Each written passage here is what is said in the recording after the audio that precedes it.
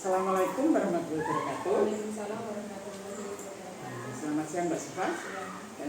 Kita bertemu kali ini, bertemu lagi ya dalam perbincangan kita kali ini untuk merefleksikan kegiatan kemarin yang sudah dilaksanakan dalam menyelesaikan masalah dapodik ya, terkait dengan validasi data yang sering error dan warning.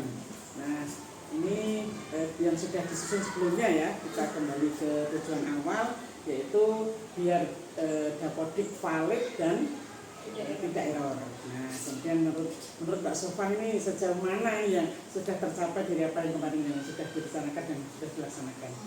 Alhamdulillah, setelah kemarin saya melaksanakan untuk pengurusan data itu, alhamdulillah sudah sedikit data siswa yang masih tinggal sedikit dan warningnya juga tinggal sedikit. Sudah ada banyak perbaikan ya, sudah ada yang banyak yang valid dari yang kemarin. Dari skala 1 sampai 10 nih Mbak Sofa, dari keberhasilan validasi dianggap berapa, yang sudah dianggap berapa sekarang? Sudah 8 ya, tinggal masih ada 2 lagi. Nanti bisa sambil proses kenapa ini masih ada 2 dan seharusnya gimana ya. Baik, jadi kita akan fokus ini melihat aktivitas langkah yang sudah Mbak Sofa lakukan ya selama ini, dengan kemarin itu yang minta validasi ke minta data kemudian dan checklist gitu ya. Nah, sekarang setelah dilakukan, kira-kira apa saja perubahan yang terjadi setelah menjalankan rencana ini? Bagian mana yang paling berhasil? Bagian yang paling berhasil yaitu pembuatan checklist untuk pengumpulan data itu, jadi bisa lebih terstruktur data apa saja yang saya butuhkan. Jadi lebih rapi gitu ya, dengan koordinasi dengan guru kan lebih cepat teratasi gitu ya. Ini kira-kira tadi masih 2% ya, 2% masih di skala 8. Nah, apakah masih ada kendala yang tersisa ini? Kendalanya mungkin saya itu kurangnya pemberian tenggang waktu dalam pengumpulan datanya. Itu ya. Saya hanya meminta untuk data, tapi tidak diberi tenggang waktu batas waktu ya, yang harus selesai kapan gitu ya. Nah, tapi tadi ada kendala tersisa sedikit itu ya. Masih tadi ya, harus ada tenggang waktu. Jadi kondisi saat ini ya Mbak Sofa ya, ini apa yang paling Mbak Sofa pelajari tentang cara menyelesaikan masalah ini?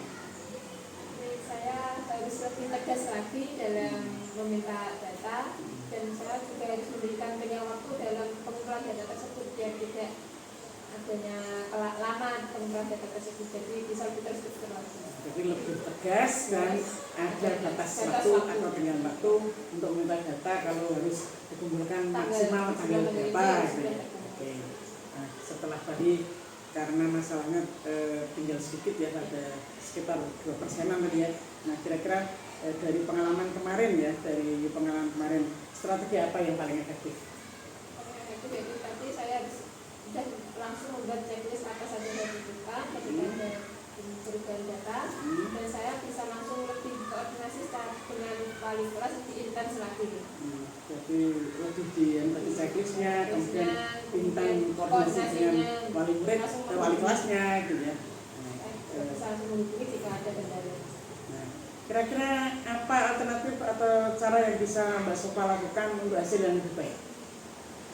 Alternatifnya yaitu jika memang ada kendala yang perlu saya perbarui, saya langsung selesaikan pada waktu itu juga.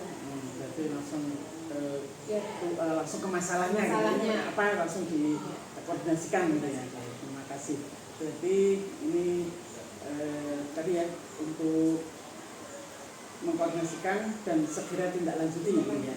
Kemudian jika mengulang proses ini apa yang akan dilakukan Mbak Sofa untuk yang hal yang berbeda? Opsi mana yang paling ingin Mbak Sofa terapkan ke depan? Yaitu saya ketika ada perubahan atau informasi dari pusat, jika mau ada perubahan, saya langsung segera itu juga saya akan mengecek dapodik. Tapi tidak di nanti tidak lupa. Terus jika memang ada perubahan apa, jika ada data yang perlu saya butuhkan dan harus berhubungan atau berkoordinasi dengan wali kelas, segera mungkin saya akan langsung menghubungi biar tidak ada tahu lagi. Jadi sesegera mungkin ditindaklanjuti gitu ya. Nah kira-kira ini langkah lanjutan ini yang akan Mbak Sofa lakukan setelah refleksi ini. Nah, tapi ada tinggal 2% yang mau ditindaklanjuti. Ini mau dilaksanakan kapan kira-kira? Biar jadi 10, di angka 10 gitu.